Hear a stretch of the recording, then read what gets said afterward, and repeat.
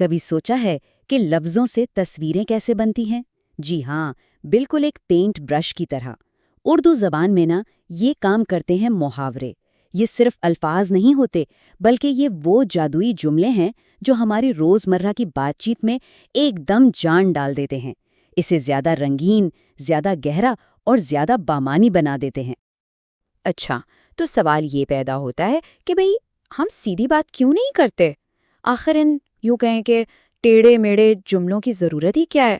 سوچنے والی بات ہے نا کہ زندگی کتنی آسان ہو جاتی اگر سب صاف صاف سیدھی بات کرتے۔ جواب بڑا سادہ سا ہے، کیونکہ سیدھی سادی زبان اکثر بے رنگ اور پھیکی لگتی ہے۔ محاورے ہی تو ہیں جو ہماری گفتگو میں رنگ بھرتے ہیں، گہرائی لاتے ہیں اور سچ پوچھیں تو زندگی بھر دیتے ہیں۔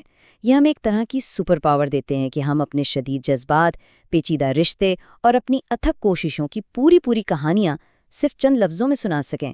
تو چلیے دیکھتے ہیں کہ یہ ہوتا کیسے ہے۔ تو سب سے پہلے بات کرتے ہیں جذبات کی۔ خوشی، غصہ، غم، یہ ایسے احساسات ہیں جنہیں کسی ایک لفظ میں سمونا تقریباً ناممکن ہوتا ہے، اور یہیں پر محاورے ہمارے کام آتے ہیں۔ یوں سمجھ لیں کہ یہ ان گہرے احساسات کو بیان کرنے کے لیے ایک بہت ہی طاقتور شارٹ کٹ ہیں۔ چلیں خوشی سے ہی شروع کرتے ہیں۔ یہ تو سنا ہی ہوگا، دل باغ باغ ہو گیا۔ ذرا آنکھیں بند کر کے اس تصویر کو سوچیں تو، کسی کا دل خوشی سے اتنا بھر گیا، اتنا کھل اٹھا کہ وہ ایک لہلہاتے ہوئے رنگ برنگے پھولوں سے بھرے باغ جیسا ہو گیا ہے۔ کیا خوبصورت تصویر ہے! تو مطلب صاف ہے، بہت زیادہ خوش ہونا، بے انتہا خوش ہونا۔ اب ذرا اس مثال میں اس کی طاقت کو محسوس کیجیے گا۔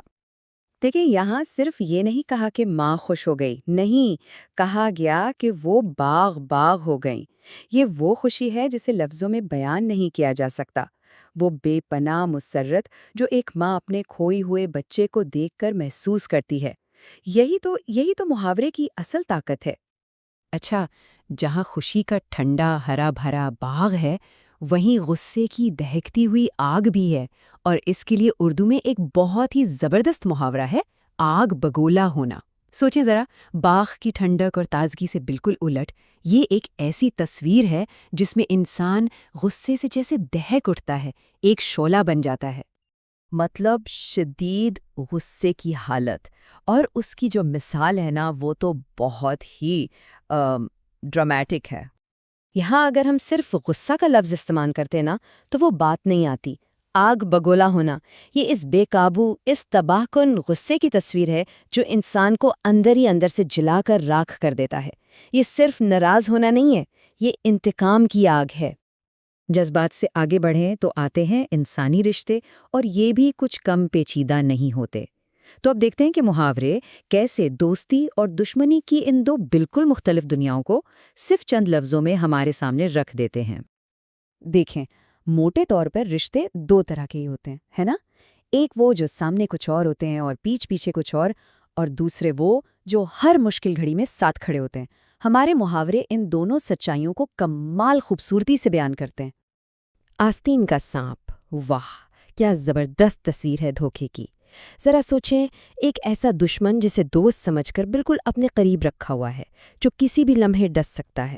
اس محاورے میں جو ایک چھپا ہوا خوف ہے، ایک سرد مہری ہے، وہ صاف محسوس ہوتی ہے۔ اور پھر اس دھوکے کی بالکل دوسری طرف ہے سچی دوستی، جسے یہ محاورہ بیان کرتا ہے، آڑے آنا۔ اس کا مطلب ہے کہ جب کوئی مصیبت سامنے سے آ رہی ہو تو سچا دوست اس کے اور اپنے دوست کے بیچ میں ایک دیوار بن کر کھڑا ہو جاتا ہے۔ یہی تو وہ محاورے ہیں جو ہمیں سکھاتے ہیں کہ رشتوں کی اصل پہچان کیسے کی جائے۔ اچھا جی، تو اب آخر میں بات کرتے ہیں اس سفر کی جو تقریباً ہر انسان اپنی زندگی میں طے کرتا ہے۔ کون سا سفر؟ جد و جہد سے کامیابی تک کا سفر۔ اور ہماری زبان اتنی امیر ہے کہ اس میں ایسے محاورے بھی ہیں جو اس پورے سفر کی داستان سنا دیتے ہیں۔ کامیابی کا یہ راستہ 3 محاوروں کی شکل میں سمجھا جا سکتا ہے۔ پہلا قدم، ایڑی چوٹی کا زور لگانا، مطلب اپنی ہر ممکن کوشش، ہر ذرہ طاقت اس کام میں جھونک دینا۔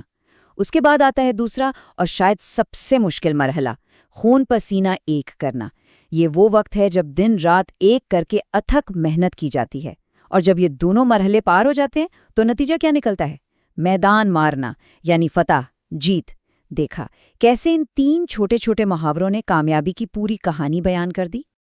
تو ہم نے دیکھا کہ محاورے جذبات کو کیسے رنگ دیتے ہیں، رشتوں کو کیسے پرکھتے ہیں اور کوششوں کی کہانی کیسے سناتے ہیں۔ لیکن اب ذرا بڑی تصویر دیکھتے ہیں۔ سوال یہ ہے کہ زبان اور ہماری ثقافت میں ان کی اصل طاقت، اصل اہمیت کیا ہے؟ تو آخر محاوروں کی طاقت ہے کیا؟ دیکھیے، یہ صرف پرانی کہاوتیں یا پرانے جملے نہیں ہیں، نہیں، یہ ہماری زبان کے مصور ہیں، پینٹرز ہیں، جو لفظوں سے وہ تصویریں بناتے ہیں جو ہزار الفاظ سے زیادہ کہہ جاتی ہیں۔ یہ ہمارے جذبات کا آئینہ ہے، ہماری گفتگو کا زیور ہے، اور سب سے بڑھ کر یہ ہماری ثقافت کا وہ قیمتی خزانہ ہے جو نسل در نسل ہم تک پہنچتا ہے۔ تو اگلی بار جب کوئی بات چیت ہو رہی ہو تو ایک لمحے کے لیے رک کر یہ ضرور سوچیے گا کہ اس گفتگو کا رنگ کیا ہے، کیونکہ یاد رکھنے کی بات یہ ہے کہ محاورے ہی ہیں جو ہماری زبان کو صرف الفاظ کا ایک بے جان مجموعہ بننے سے بچاتے ہیں اور اسے ہمیشہ زندہ رکھتے ہیں۔